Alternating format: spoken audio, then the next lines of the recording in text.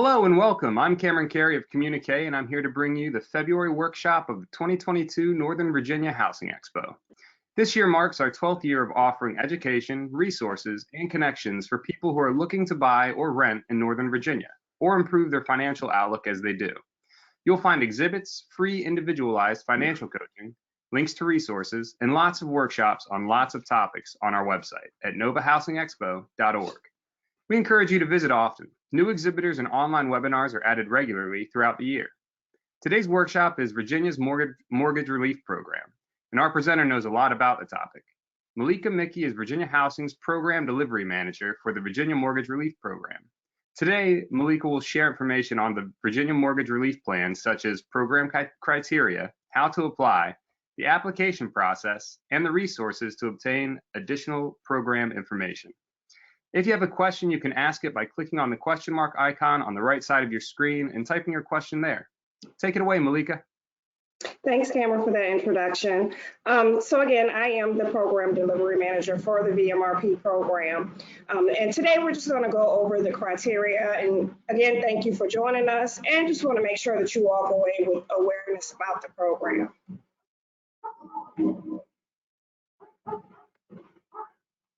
So to get into the background of how we got here, the Homeowners Assistance Fund, which we have branded as Virginia Mortgage Relief, was intended to support homeowners facing housing instability due to the COVID-19 pandemic. Now, Virginia was awarded approximately $250 million in funds from the Department of Treasury, and we launched our program on January the 3rd, 2022. We in the industry, we throw around a lot of acronyms. You may have heard it referred to as HAF for the Homeowners Assistance Fund. But for the state of Virginia, we have branded it as Virginia Mortgage Relief Program. And again, this program is to provide assistance to prevent and or ease mortgage delinquencies, defaults, foreclosures, and displacement of homeowners experiencing financial hardship due to the COVID-19 pandemic. Now, the program requirements. The hardship must have been due to COVID-19. Any person that's applying must be an actual homeowner, a natural person. It cannot be an LLC. Non-U.S. citizens are able to apply as well, but must provide state-issued ID as permitted for the same of the origination of the loan. The delinquency must have become due after January 21, 2020. As we get more into the presentation, you will see that we do have a concession in our plan for homeowners that may have delinquencies that exceed that date. The property must be owner occupied and it must be the primary residence located in the state of Virginia. Household income limits do apply. Income must be at or below 100% of the area median income, and it can go up to 150% area median income for anyone that identifies in the household as socially disadvantaged.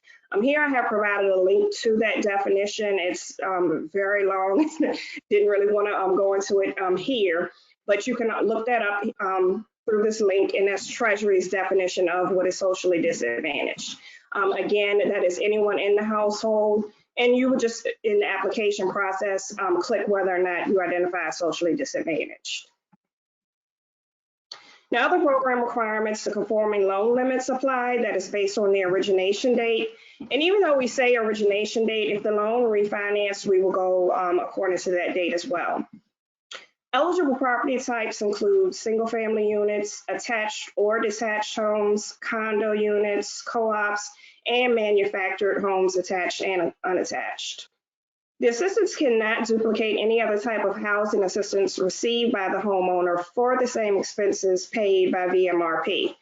And what we mean by that is if you happen to be participating in some other type of housing assistance program, or maybe even loss mitigation through your mortgage servicer, those funds cannot be duplicated at the same time. That does not mean you can't receive one at one time, and then let's say you're affected by COVID again, you have another COVID hardship, and then you decide to pursue another. That is completely fine. It's just that we will not duplicate funds at the same time. Now, the cap max assistance on the program is the lesser of 20 months of eligible expenses or $30,000 per household.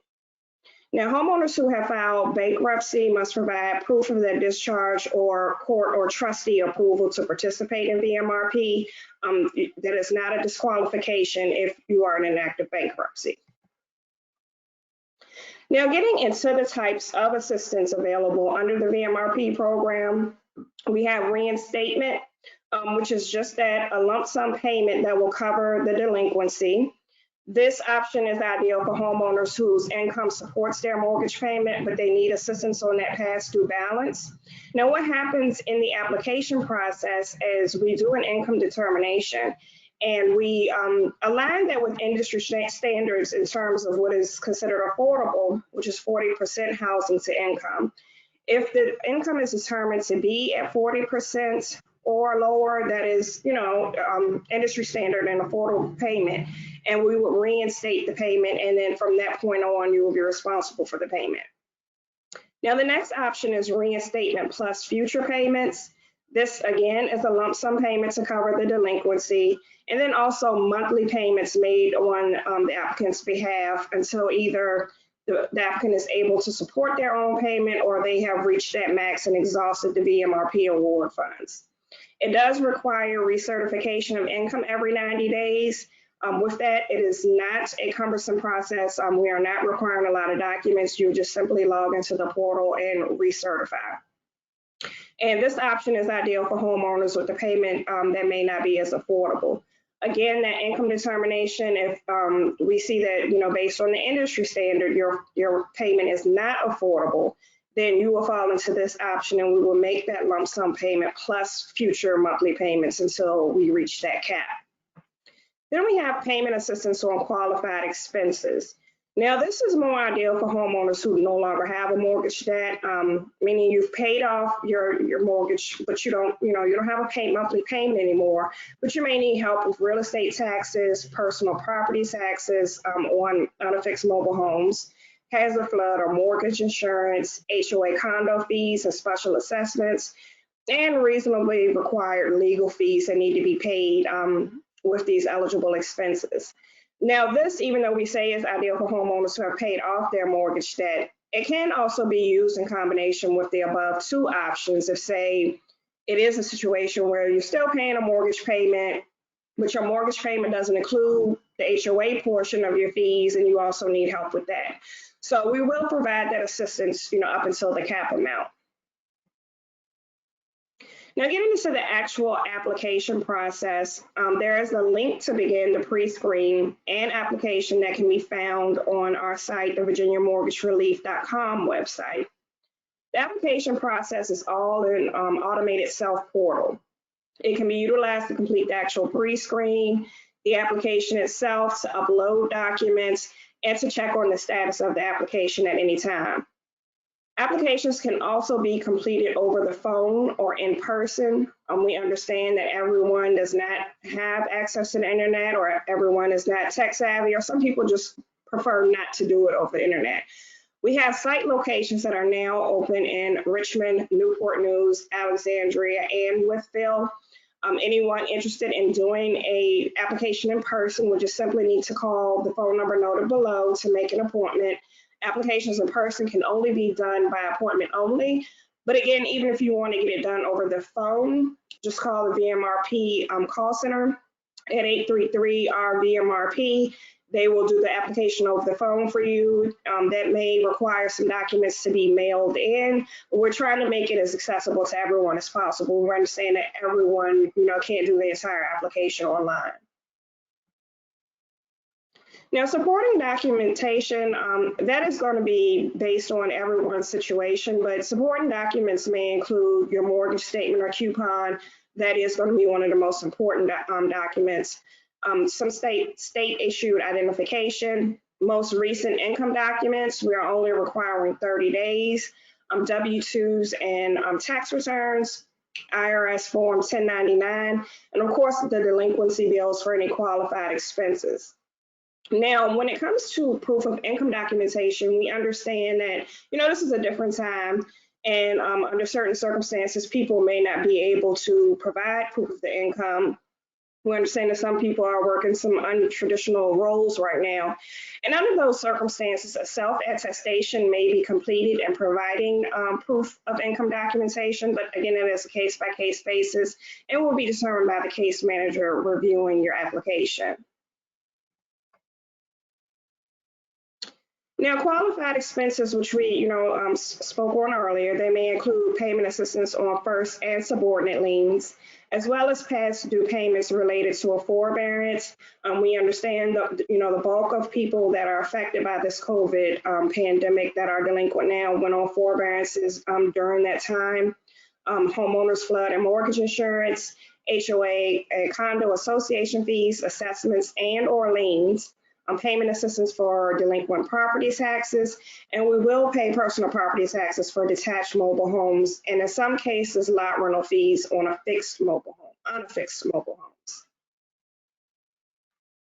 Now, getting into the award determination part of the application process, the completed application and supported documents will be reviewed by a case manager at the VMRP Center. If the delinquency exceeds the VMRP cap, which we spoke on earlier, either that the lesser of 20 payments or $30,000, the homeowner must demonstrate sufficient funds to make up for the shortfall. Now, what we mean by that is we've seen in some cases the homeowner is able to just bring those funds to the table. It may just be 1 or 2 payments. If that is not the case, we urge you to get with a housing counselor, see what options are best for you, and/or reach out to your servicer to see if they have a program that can make up for the difference. We have run into situations where someone may be over cap, but a modification can be done to make up for the difference. So it's not a flat out denial if you're over the cap. We just want you to seek out other resources. This was a really hot topic for us with the Department of Treasury. And even in terms of getting our plan approved, even though VMRP is available, they also want us to spread that awareness of housing counseling being available, as well as reaching out to your servicer, because there are so many COVID programs that are available through servicers as well. And if we can do anything in tandem, we will. The determination is made which program the homeowner qualifies for. And if that point, once it's approved, the VMRP funds will be issued directly to whomever the lender, servicer, or in the case of expenses, whoever that payee is. Now, the assistance is structured as a non-recourse grant. We would only look to recover those funds in cases of fraud or overpayment. We know, we have been doing a lot of work with the other housing authorities across the country, and everyone is, kind of doing their assistance different. Some people are doing it in as a grant, but it's, it's payable after, if you say within 5 years you pay off, they want the money back, or some people are structuring it as a loan. We are not doing that. It is a non-recourse grant. And again, the only time we will look to recover any of those funds is if we come across a case of fraud or overpayment. Now, there is also an appeal process for any homeowner deemed ineligible, or if you're just disputing the award amount. That process is outlined in the system as well, and you will receive those instructions, and you can also do that appeal process through the portal. Now, there is not a cap on how many times a homeowner can apply for VMRP so long as there is a new COVID-19 related hardship and you have not exhausted the cap amount. We understand that people, come in and out of these hardships with COVID-19. You may have been unemployed and you get a job and you think things are going great and then something else happens. You can come back to the program and apply again. However, once that cap amount has been met, it will be ineligible. We would, again, urge you to get with the housing counselor or your mortgage servicer. Now, this is just taking a look at the VMRP application timeline from start to finish.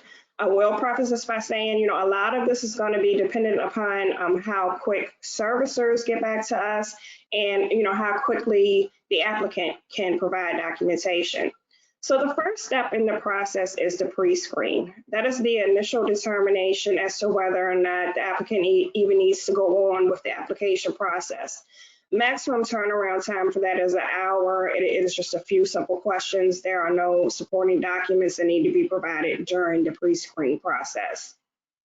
The application process is going to vary by applicant because, the supporting documents that are going to be needed is going to be dependent upon each and every, person's situation.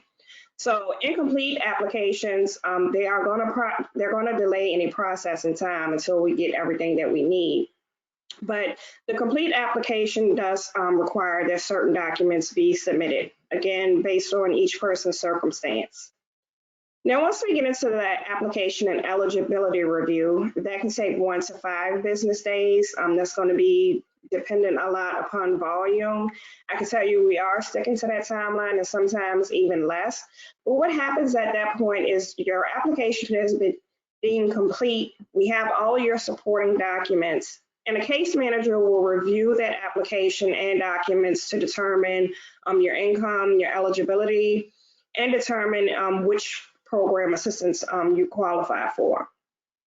Then the step after that is the quality control review. That takes 1 to 3 business days. Again, we have not seen it taking any longer than that. A lot of times, probably less. That person is just going to ensure that the application contains everything needed to move it to funding. The next step is a common data file process. This is more of a technical step, but we like to let the applicants know this is the most time-consuming step, and it varies per servicer. Now, what happens here is, again, at this point, we have determined if you're eligible, which program you qualify for. All of that stuff is based on what the applicant has provided to VMRP. So now at this point, we kick off a common data file process, which is basically a massive spreadsheet that goes from us to your servicer to validate all of the information contained in the application. Now, it depends, again, like I said, on how long they take to come back to us. And as long as all of that information is clean, they can come back to us with the approval saying, okay, all of this is correct, proceed with funding. Or they can come back and say, okay, most of this is correct, this needs to be changed. Or they can come back and object to it. Now, all of the times when there is an objection, that does not always constitute a denial. It just means that something needs to be addressed. Now, those are the parts of the process within the common data file exchange that tend to take a little longer because we have to do a lot of back and forth. But again, that portion of the process takes approximately 4 to 6 weeks. And we're still learning some things with this. Just to give a little background, this process was created back in the days of the Hardest Hit program. This is how they talk back and forth between the state to the servicer, and this is what NCSHA and the servicers preferred that we adopt as the process for Hardest Hit to communicate as well. Now, the last step after that common data file process has been successfully completed is the payment distribution. And again, that is going to be dependent upon the servicer, and it takes about 5 to 7 business days. And here's a resource page. There is a wealth of information out there about the program. First place, I'd love to promote the VirginiaMortgageRelief.com site.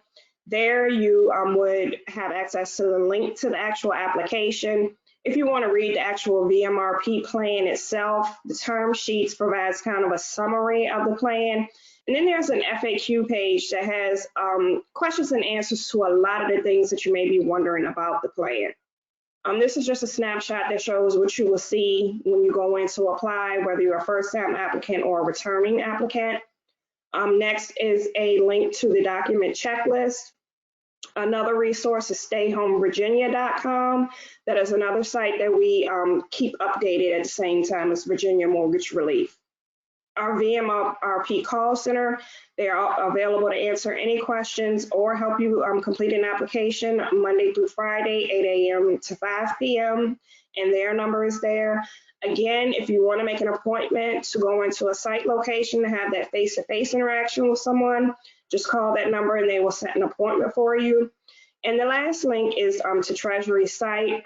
We just like to provide that just in case anybody wants to read on how we arrived at the guidelines and the plan itself. This was the direction that we were given by the Department of Treasury. So that concludes my presentation. Cameron, I don't know if we have any questions we want to get into. We do have a few questions, and just a reminder to anyone that joined us late, there's a question mark button on the right side of your screen. So if you have any questions from the presentation, please enter them there and we'll get to them. So the first question we have, are there any credit requirements, and are self-employed homeowners eligible? There are no credit requirements, and self-employed homeowners are eligible. I guess one thing I should add is that, yeah, we try to make this process as less cumbersome as possible because, again, we know that a lot of people who are applying because they were in a forbearance. Now, under the American Rescue Act, there were no documents required or anything and, very little to anyone was excluded. So we just didn't think it would make any sense to put more barriers on this program when there weren't barriers on the previous. So yes, to answer that, no, we're not checking credit, and self-employed borrowers can apply as well. All right, and the only other question I have, which you may have just answered, is would low-income homeowners who did a forbearance be eligible to apply? Yes, absolutely. And again, during the income determination process, they will look to see, okay, is this payment affordable or not? And then again, that is going to determine, okay, do you just get the reinstatement or we pay your past due, and then the expectation is that you can make your payment going forward. But if you need a little more help, you may qualify for a reinstatement, plus we'll make those monthly payments until you can stabilize your income and or you reach that cap amount. Wonderful. And will these slides be shared with us? And we can do that, Malika. If you send us the slides, we can post them to the Virginia Housing exhibit booth in our virtual expo hall. So if you want to see these slides and download them, view them at your own time, they'll be up there by Monday on the Virginia Housing Expo booth in our virtual exhibit hall. Sure. So I'll send this presentation to you. We've been doing a lot of these with a lot of our community partners, so it's probably all over the state at this point already. So yeah, I'll be sure to send it to you, and you can distribute any way you see fit. All right, thank you. So we just had a couple more come in. This is from Katarine. Do you have someone to explain all this in Spanish? Yes, we do. So now, that was a very good question. And if you look at this last slide, you'll see even on the website, there is a button to translate to Spanish, and it allows you to pick other languages. And if you call into the VMRP call center, we have Spanish speaking representatives. And for other languages, we have a translation line that for hundreds. I don't think there's any language that we can't accommodate. Wonderful. What if people don't have past due payments but need assistance with future payments? At this time, we're only addressing anyone who has past due payments. Now, if they need assistance with future payments, that sounds like something that could fall under the reinstatement plus monthly, but we wouldn't disperse funds until a payment is delinquent. Okay. I already submitted my application but forgot to submit a 1099. Can I upload them again? Yeah, sure. And if you have any issues doing that, just call the VMRP call center. Awesome. And that looks like all the questions. All right, I'm not seeing any more come in. So Malika, thank you so much for joining us today. We sure learned a lot. Thank you for having me. Absolutely.